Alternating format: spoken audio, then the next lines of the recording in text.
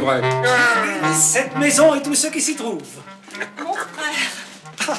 Dame Catherine, vous resplendissez comme un astre. Et toi, vieux scélérat? Mon frère, je baise la poussière de tes sandales. Vous êtes sans doute surprise d'amèrement garde de ma familiarité avec le sire de Longpont. C'est vrai. D'autant plus qu'il s'agit de sire de Longchamp. Ah, de Longchamp, bien sûr. À quoi pensais-je? Peut-être à partager ce souper avec nous. Ah, j'avoue que je donnerais ma mule pour une aile de perdreau. Prenez place, frère Étienne. Je suis sûr que vous avez choses les plus intéressantes à nous conter. Les plus intéressantes et les plus graves, madame. Dites-nous déjà pourquoi vous êtes resté si longtemps sans donner de nouvelles. C'est que j'ai fait un petit séjour en prison. Ah ça m'étonne pas de toi. De lui, de vous. J'ignore quelle obscure complicité existe entre vous deux, mais si vous devez bredouiller chaque fois que vous vous adressez à frère Étienne en ma présence, tutoyez-vous un bon coup et n'en parlons plus. Alors, mon frère, pourquoi cette prison? Oh, triste affaire. Dame Odette de Champ d'Hiver était la maîtresse de notre organisation et elle a eu le tort de fomenter quelques troubles pendant la trêve conclue entre France et Bourgogne grâce au duc de Savoie. Odette est une femme délicieuse, mais le fait d'avoir été la maîtresse du prince ne l'a pas rendue très C'est la russe. conspiration. C'est de guerre qu'il s'agit. Les Anglais assiègent Orléans depuis octobre. Les Bourguignons leur prêtent la main. La ville ne pourra résister indéfiniment. Sa seule chance est que Monseigneur Philippe retire ses troupes. Le duc Philippe a oublié depuis longtemps qu'il est prince français. Il viole toutes les lois de la chevalerie. Ne pourrait-on tenter une démarche auprès de lui en faveur d'Orléans? Vous pensez que moi, je devrais faire une démarche? Dame Catherine, chacun en ce pays connaît le vif attachement du duc de Bourgogne pour la comtesse de Brazay. Allez vers lui, suppliez-le de retirer ses troupes de la ville. Si la ville tombe, le dernier rempart qui protège le roi Charles VII contre les Anglais tombe avec elle. C'en est fait de la France, de tous ceux qui ont juré fidélité au roi, de tout le sang versé. Et vous parlez encore au nom de la reine Yolande? Oui, c'est elle, une fois de plus, qui me renvoie en Bourgogne, d'où un décret de Monseigneur me bannit. Eh bien, retournez donc auprès de la reine. Dites-lui que je compatis à toutes ses peines et que mon cœur saigne pour le royaume de France, mais j'ai juré de ne jamais revoir Monseigneur après la mort de notre enfant. Et je ne reviendrai pas sur mon serment. Bien sûr, bien sûr. Mais le roi de France est donc si démuni qu'il n'ait aucune armée envoyée au secours d'Orléans? Mais aucune armée royale n'est de force contre les armées anglaises et bourguignonnes réunies. Oh, ce n'est pas la valeur qui manque à nos chevaliers. Ils sont prêts à mourir. Et ils mourront tous, à moins d'un miracle. Vous auriez pu être ce miracle, Dame Catherine. Des voix prophétiques s'élèvent pour annoncer qu'Orléans sera délivré par une femme. Au moins, vous ne lésinez pas sur le poids des arguments.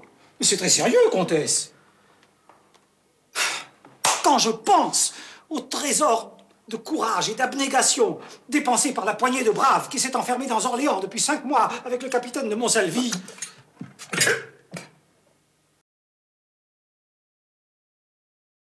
Regarde, Albertine, et remercie avec moi le hasard qui m'a permis de rendre ce service à l'un de mes frères. Monsieur, recevez tous les remerciements d'un père à qui vous avez conservé son fils. Monsieur, je suis homme. Et comme dit Thérence, rien de ce qui est humain ne m'est étranger. De plus, j'ai le cœur tendre. Je suis incapable de voir souffrir même un insecte. Enfin, nous sommes confrères. Vous ne me connaissez pas, moi je vous connais bien. Vous êtes l'ami de Washington et de Lafayette, l'honnête utopiste, auteur de magnifiques mémoires sur la monarchie constitutionnelle, dont Sa Majesté Louis XVI vous a récompensé en vous mettant en prison. Vous vouliez le sauver en lui ouvrant les portes de l'avenir. Il vous a remercié en vous ouvrant celles de la Bastille. Si vous me connaissez si bien, monsieur, faites-moi l'honneur de me dire qui vous êtes. Je vous ai soigné dans mon infirmerie de la place Louis XV, dans la terrible nuit de ce 30 mai 1770 qui tua tant de pauvres gens du peuple. Jean-Paul Marat? Tu vois, Albertine, mon nom fait son petit effet. Je vous croyais médecin de monsieur le comte d'Artois et je vous retrouve dans cette mansarde? Primo, je n'étais que vétérinaire dans ces écuries. Secondo, le digne prince a filé jusqu'à Turin. Plus de prince, plus d'écurie. Ergo, plus de vétérinaire. Mais encore une fois, pourquoi dans ce trou? C'est le meilleur poste pour observer les ambitieux et les dénoncer. Bailly me craint, Necker me hait, Lafayette me traque. Et moi, de mon trou, je les brave tous. Je les attrape et je les expose à tous les regards là-dedans. J'ai vendu jusqu'à mes draps pour payer l'imprimeur. Et l'ami du peuple, cher confrère, est écrit tout entier de ma main, car le peuple n'a qu'un seul ami, Marat. On ne fait pas un journal tout seul. Pourquoi non? Je mange peu, je ne bois pas et je ne dors jamais. Dans 10 ans, je serai mort, mais j'aurai publié 3650 exemplaires de l'ami du peuple. Et quand on me jettera dans la fosse, on y aura déjà jeté la monarchie, grâce à moi.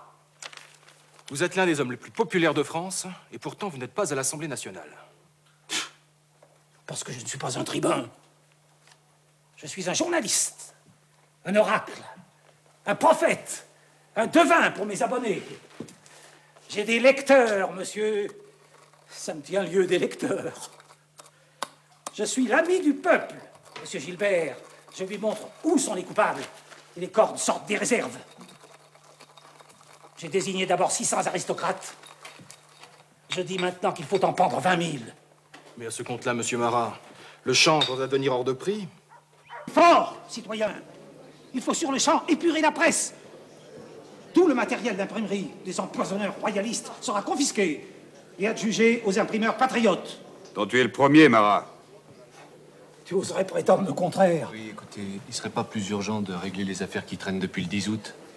Il faut créer une cour martiale pour combattre les Suisses qui ont défendu les Tuileries et tiré sur le peuple. Et constituée de qui, cette cour martiale? Eh ben de ceux qui ont combattu les Suisses. Ah oui, une cour martiale choisie parmi les vainqueurs. Oui. Mais c'est la clémence pour les vaincus. Le peuple combattant est beaucoup trop généreux. Robespierre a raison. Ce qu'il nous faut, c'est un tribunal de salut public qui ne s'empêtre pas dans les bons sentiments et la mauvaise plaidoirie. C'est le massacre assuré. Non! Des exécutions populaires, accélérées. Je peux fournir une liste de 273 000 ennemis de la nation qu'il faut supprimer, sans délai. Tu as commencé à 50 000 et puis tu es monté à 100 000 et maintenant 273 000. Le fléau contre-révolutionnaire est lancé au galop. Si nous ne faisons pas un exemple terrible, dans un mois, il nous faudra 500 000 têtes. Bon, eh bien, il suffit pas de réclamer 273 000 têtes. Faut dire lesquelles. Il faut construire la machine de guillotin à des milliers d'exemplaires. Mais oui! Où vas-tu, Danton? Travailler. Bonne nuit et beaux rêves. Voilà un ministre de la Justice bien consciencieux. Trop. L'excès de conscience devient tôt ou tard de la faiblesse. Et la faiblesse, aujourd'hui, c'est la mort.